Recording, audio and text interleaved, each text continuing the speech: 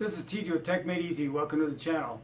Hey, so I've been seeing a lot on YouTube, some of the YouTubers out there talking about, hey, can this $200 CPU play modern games? Well, I started thinking about that, and then I was like, I actually have a CPU here that's a $20 CPU. And can it game with a modern card and modern games today? That's what we're going to check out. I think you're going to be surprised. We're going to talk about how much it would cost to put this in a system. That also is going to be surprising to you as well. If you're new to the channel, or if you've watched my channel before, you know I'm all about making things easy, practical, and affordable. And gaming is one of those things where I think some people spend way too much money on gaming, or they want to get into gaming and they don't know what to get. Believe me, I have a couple of neighbor friends, their kids want gaming, their parents won't help them out. They have bought these gaming systems that are lame. Then they end up upgrading them, and they can't upgrade the system, they have to buy a new system. It's a lot of waste of time. But this is something, this is why I do this channel, is because as a parent, I'm not going to go buy the most expensive video card or computer for my kids to game with when some of the older technology, and I'm not saying all of the older technology is good for gaming, but some of the older technology, maybe 8-10 years ago, is still up to par with gaming and modern cards. So let's go ahead. We're going to look at a few benchmarks, and then we'll talk more about the card. I also have upcoming 10 gig affordable 10 gig networking. It's finally affordable and easy to implement, and that's going to be my next video. But let's go ahead and get to this one, and let's get to the numbers.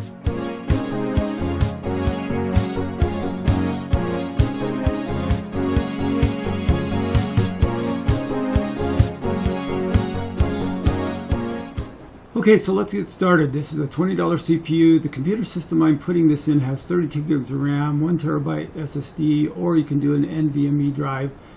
The cost of the system I'll go over. You're going to be surprised unless you've already seen the video that I introduced the system to. So the CPU itself is an Intel 12-core, 24 multi-thread CPU. I'm testing it with an RTX 3060 Ti. That's the most modern card I have today. About a year and a half ago I got sick. I just had started my YouTube channel and I had to stop. I didn't have any energy. Anyway, 4 operations later I'm back. I finally, I wasn't even going to go back to my YouTube channel, but I can't help myself. So anyway, what I'm going to do here so I can compare apples to apples, I've got 4 games. I'm actually going to show more than 4 games. But these 4 games, I'm going to compare it against another YouTuber that does a lot of testing, game testing, and it's going to be testing in 1080p and 1440p, highest quality settings, except for one game. He tested it in a high, and I'll explain that. Okay, so let's look at this this $20 CPU versus this $350 CPU. Now, this isn't like the most modern CPU, but and I'll explain that in a minute here. But this is, I'm using Jarrod's Tech. He goes by JT, or his channel is JT, but it's Jarrod's Tech, and he's using the RTX 3060 Ti. The real reason why I'm using 4 games because I only have the 4 games that he was particularly testing. He was testing like I can't remember, 10 or 15 games. But he's using a i9 10900K, which has 10 cores, 20 threads. TMEZ, I'm testing with the Xeon E5 2690 version 3, 12 cores, 24 threads. So what we're going to do here is let's look at the results. Now, the first results we're going to do, he was testing 1080p and 1440p. And these are the 4 games that I had that he was testing, and he was using the built-in benchmarks. He's on ultra high settings, with the exception of Red Dead Redemption. He did on high settings, and I don't know if he did that because it's a demanding game, and so he did it on high. I don't know why, but the rest were on ultra high. And so I always try to find reviewers that I can compare apples to apples, and I really like it if they're using the built-in bench and I know the settings because then I can get more apples to apples comparison.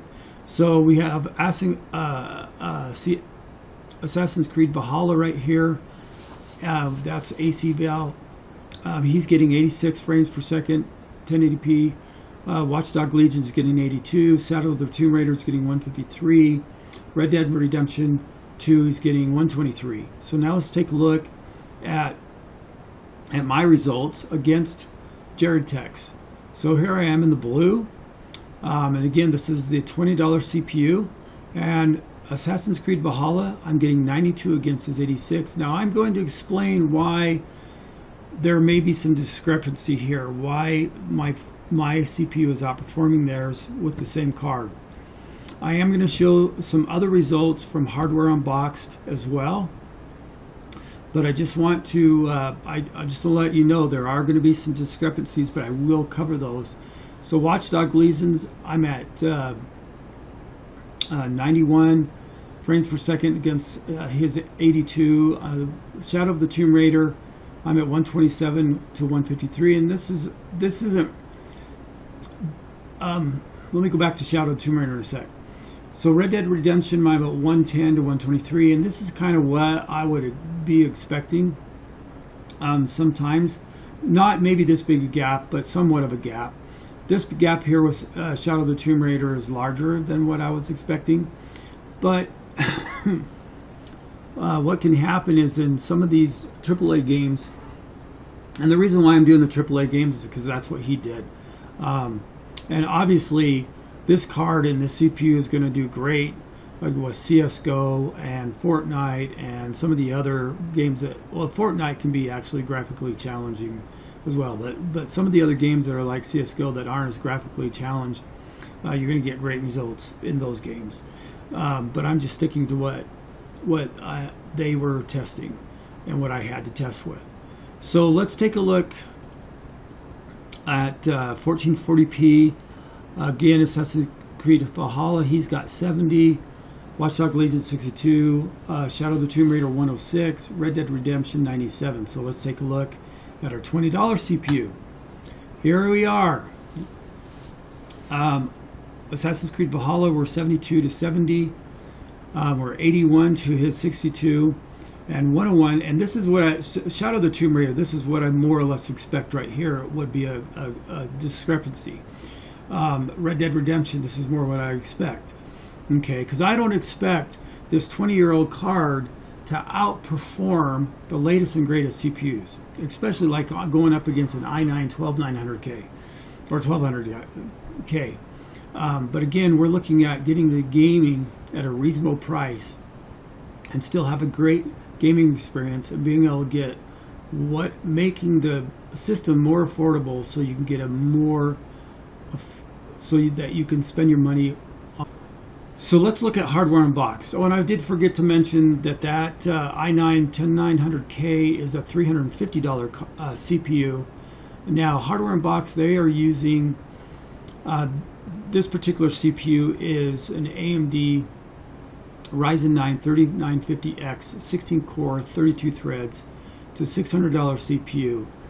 They did upgrade their system after this, so they're not using the same thing. Same thing with Jarrod Tech, is not using that i9 10900K anymore, and I'll talk about more about that in a minute here.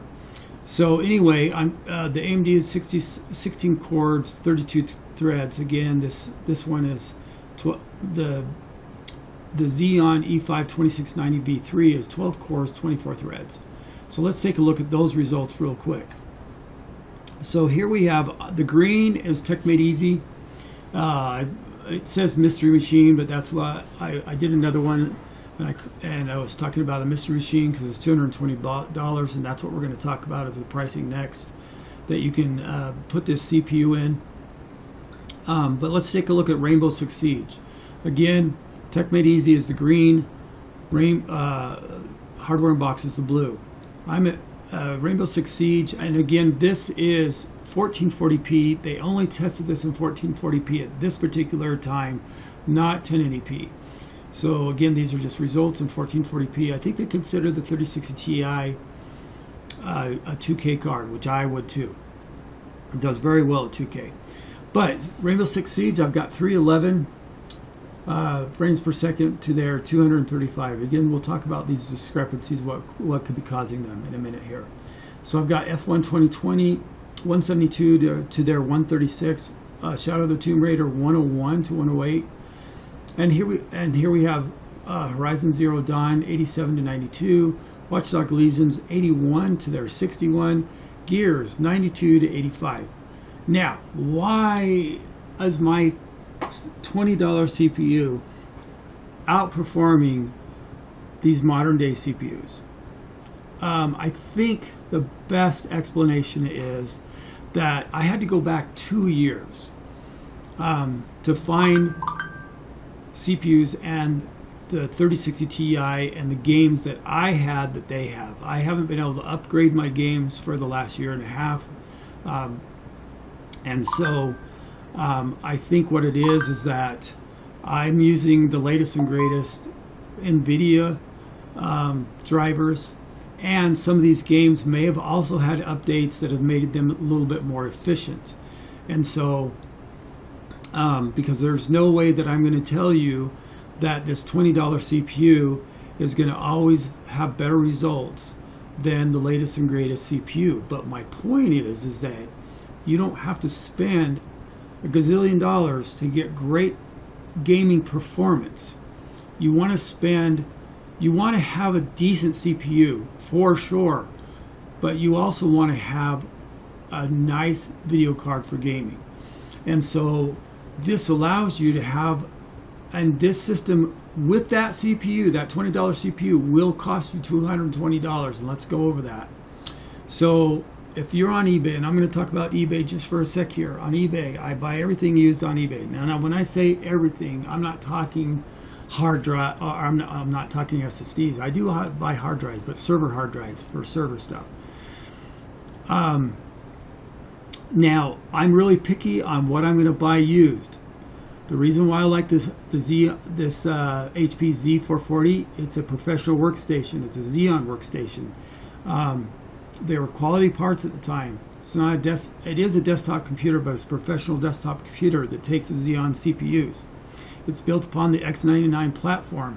You can get this computer with no hard drive, no video card, no RAM, but the complete computer, and for $100, $120 to $80. That includes shipping and handling, not taxes, but it's shipping and handling. When I buy these, obviously you want to make sure that the CPU fan is included, everything that's included. Now this also comes with a 700 watt CPU. You can run most modern day GPUs with 700 watts. But let me talk about the GPUs in just a sec. Let's just go over the pricing here real quick. So $100 for this computer. Now, if you want to build one of these computers, it will cost you more, and you'll have to order the motherboards from China. There's only 2 motherboards I recommend getting from there, and I don't know how to say the one. It starts with an H, Hazan, or something like that. Then there's the Mechanics. Those are the only 2 Chinese motherboards I recommend buying from there. And this is not a presentation on here are the parts from China. I have done that before on one of my videos where I went through the parts that you could buy from China. But if you wanted to build one of these computers, my son wanted to build one, so we do have an X99 motherboard, the one that starts with the H. Can't say it right, but it costs us a little more, maybe $100, $150 more. But your 1 terabyte cards, hard drives now, or not hard drives, SSDs and NVMe's are about $50. The 32 gigs RAM, again, this takes ECC RAM, DDR4. 32 gigs RAM on eBay is going to cost you around $40. The CPU itself on eBay is going to cost you around $20.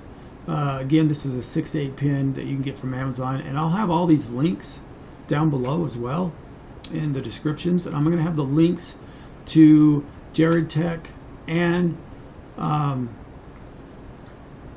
Hardware Unboxed their video when they tested the 3060 Ti, so you can take a look at those if you would like.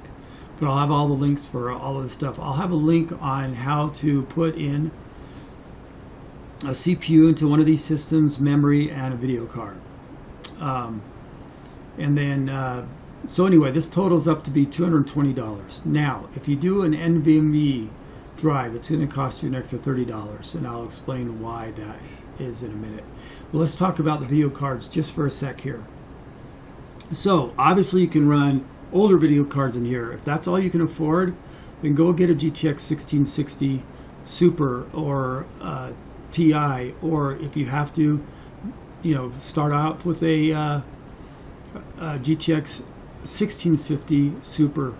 But this allows you to get into a system, and then either allows you to get into a nicer video card or get into a 1080p card, and then eventually upgrade. Now this is the thing. It does have a 700 watt CPU. Most modern cards you can play in this.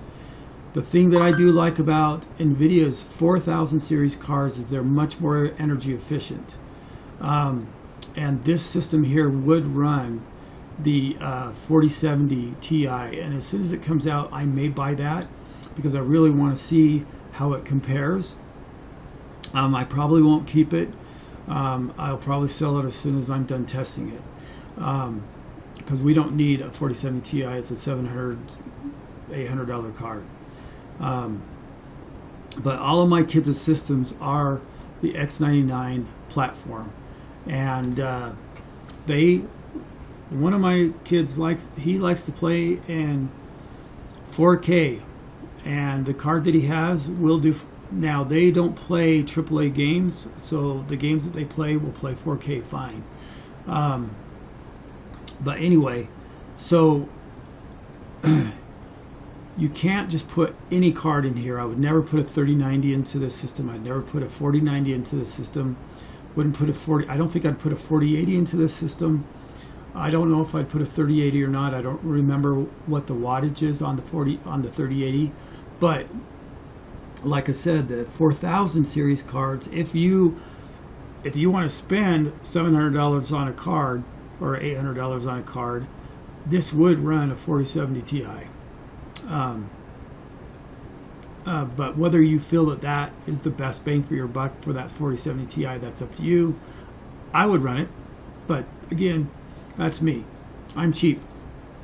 But that's the whole purpose of this channel, is to introduce to you things that are practical and affordable.